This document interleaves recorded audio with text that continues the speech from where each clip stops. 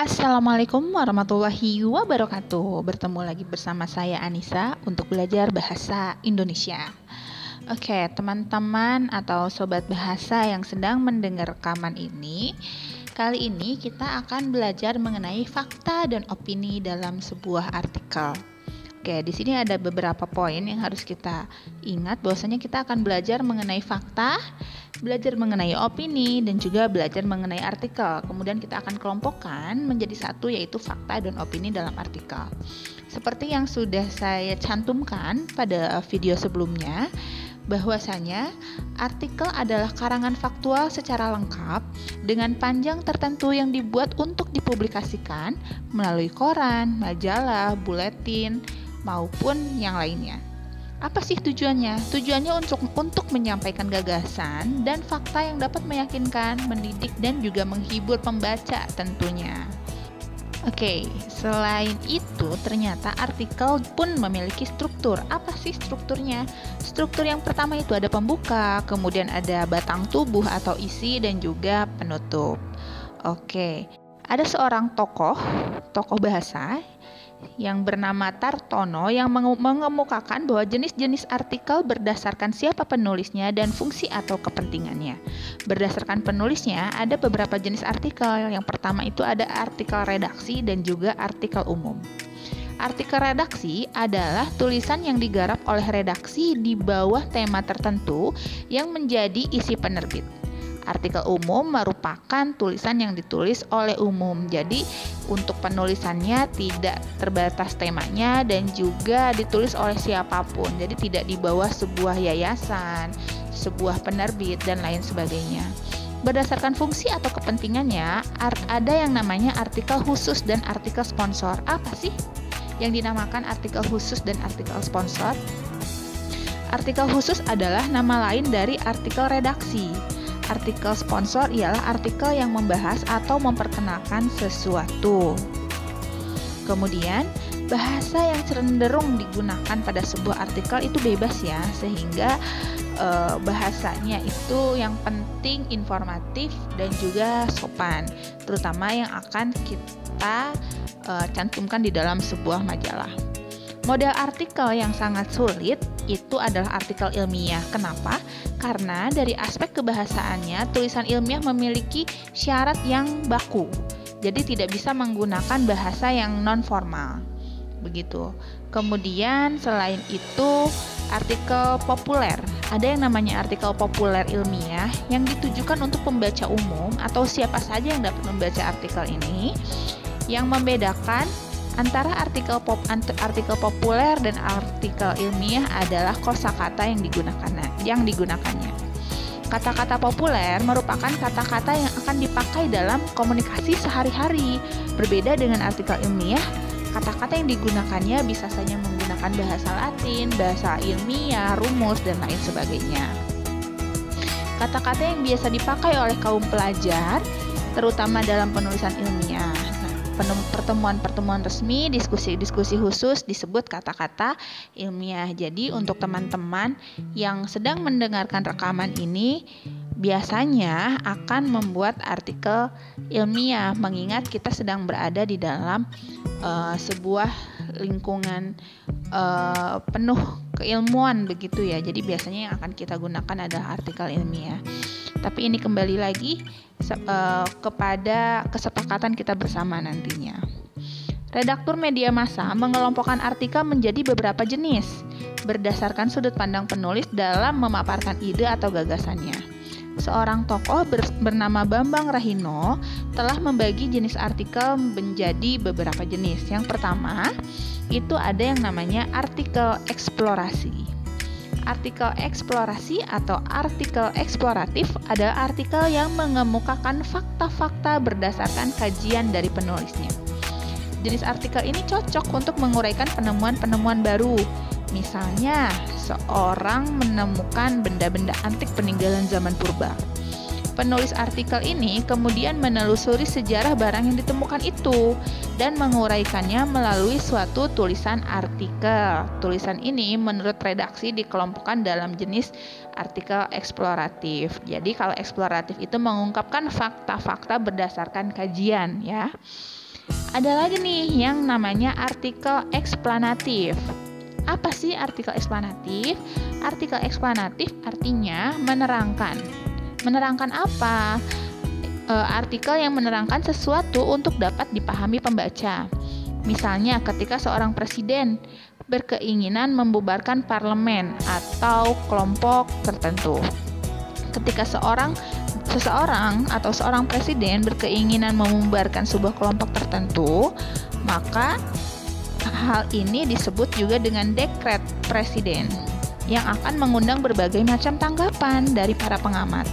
Penulis artikel ini akan sangat jeli atau harus sangat jeli membuat artikel dengan menerangkan apa sih yang menjadi alasan presiden ingin membubarkan kelompok ini, bagaimana caranya, kemudian apakah tanggapan dari masyarakat dan lain sebagainya. Nah, artikel ini disebut juga dengan artikel eksplanatif. Kita lanjut ke artikel yang ketiga. Jenis artikel yang ketiga adalah artikel deskriptif. Artikel deskriptif adalah artikel yang menggambarkan suatu permasalahan yang terjadi di tengah masyarakat sehingga dapat mengetahui apa yang sebenarnya terjadi. Jenis artikel ini mirip dengan laporan atau reportase. Hanya saja bedanya antara laporan dan reportase adalah berdasarkan faktanya saja. Sedangkan artikel, penulisnya bisa memasukkan opini untuk memperjelas masalah yang digambarkan pada hal yang sedang diangkat atau sedang dibahas. Misalnya, ketika terjadi sebuah bentrok antar mahasiswa dengan aparat keamanan dalam peristiwa demonstrasi. Seorang penulis yang kebetulan melihat secara langsung dalam peristiwa itu, lantas menggambarkan keadaan yang sesungguhnya dari peristiwa itu dalam satu bentuk artikel. Selanjutnya, yang keempat, ada yang namanya artikel prediktif. Apa itu artikel prediktif? Artikel prediktif adalah artikel yang berisi perhitungan atau ramalan apa yang bakal terjadi di kemudian hari berdasarkan perhitungan penulisnya. Misalnya, ketika Bank Indonesia memutuskan menaikkan suku bunga deposito, seorang pengamat ekonomi memperkirakan atau memprediksikan kelak kemudian hari bakal banyak orang-orang yang mempunyai simpanan deposito karena suku bunganya yang naik tadi ya. Nah, hal ini akan memudahkan orang-orang untuk bisa pergi ke luar negeri karena memiliki deposito yang cukup begitu. Akibatnya modal dalam negeri banyak yang ditahan di luar negeri dan lain sebagainya. Ini termasuk ke dalam sebuah opini yang disimpan atau digunakan oleh seorang penulis. Untuk artikel yang terakhir adalah artikel preskriptif. Apa itu artikel preskriptif? Artikel yang memberikan tuntutan atau tuntunan kepada pembaca untuk melakukan sesuatu sehingga tidak mengalami kekeliruan atau kesalahan. Misalnya, artikel tentang bagaimana caranya mengurus KTP atau SIM atau membayar pajak dan lain sebagainya gitu. Jadi artikel ini memberikan penjelasan secara terperinci kepada pembaca agar tidak salah melakukan sesuatu. Nah, ketika kita sudah membahas artikel, maka kita akan mengaitkannya dengan fakta dan opini. Apa sih yang dimaksud dengan fakta? Fakta adalah sebuah anggapan yang dituturkan atau dituliskan oleh seseorang berdasarkan realita atau kenyataan yang sebenarnya.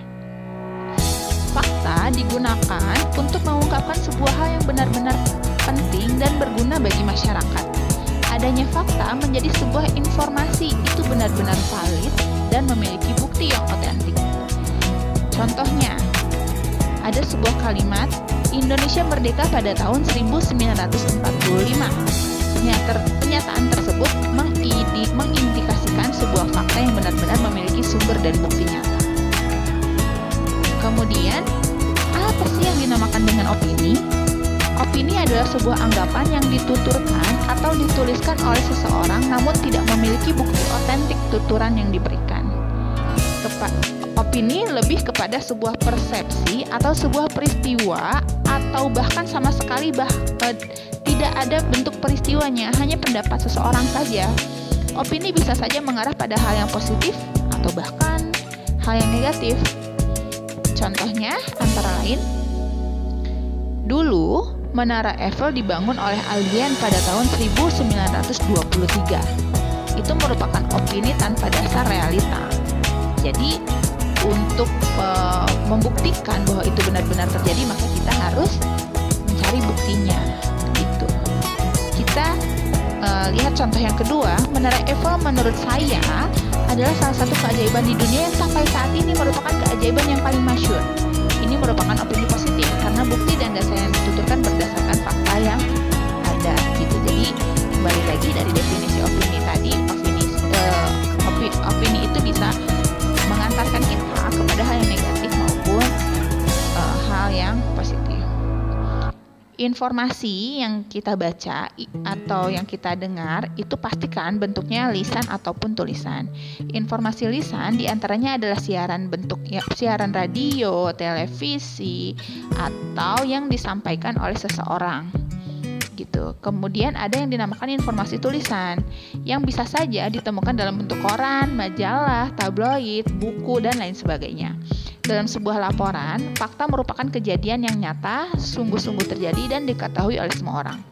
Adapun opini merupakan gagasan atau pendapat yang dikemukakan dan bersifat subjektif.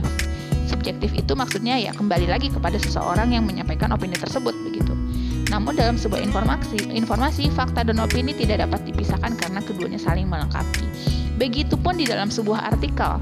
Ketika kita membaca sebuah artikel, otomatis di dalam artikel tersebut akan mengandung fakta yang mendukung isi dari artikel dan juga ada opini dari seorang penulis. Itulah kenapa kita kali ini membahas mengenai fakta dan opini dalam sebuah artikel, sehingga kita bisa mengetahui bahwa adanya fakta dan opini itu tidak dapat dipisahkan karena keduanya saling berkaitan. Oleh karena itu, untuk mengungkapkan apakah artikel tersebut memiliki manfaat atau tidak, kita sebagai pembaca harus menjadi seorang pembaca yang cerdas. Ketika kita membaca sebuah artikel, kita tidak bisa langsung percaya pada artikel tersebut, tapi kita harus membandingkan antara artikel yang satu dengan artikel yang lain. Tentu saja dengan tema yang sama, atau kita bisa mencari sumber yang lain, entah itu dalam bentuk podcast, entah itu dalam bentuk YouTube, atau bertanya kepada ahlinya dan lain sebagainya. Jadi teman-teman, kepada kalian yang sedang menelaah sebuah informasi, baik itu dalam jenis artikel dan lain sebagainya, maka kita harus dapat memisahkan dulu mana sih dari informasi tersebut yang termasuk ke dalam fakta dan mana yang termasuk ke dalam opini gitu. Sehingga kita bisa mengetahui apabila sudah ada faktanya, maka kita tinggal cocokkan saja apakah itu benar terjadi atau tidak. Dan kita cari tahu apakah opini yang disampaikan oleh seorang penulis itu didukung oleh hal-hal yang dapat meyakinkan kita untuk percaya pada sebuah artikel tersebut atau tidak. Begitu. Baik, terima kasih teman-teman sudah menyimak mengenai fakta dan opini dalam artikel. Kita akan bahas materi lain di dalam pertemuan selanjutnya. Semoga bermanfaat. Dan jangan lupa untuk tetap bangga berbahasa Indonesia. Terima kasih sudah belajar bahasa Indonesia bersama Anissa. Wassalamualaikum warahmatullahi wabarakatuh.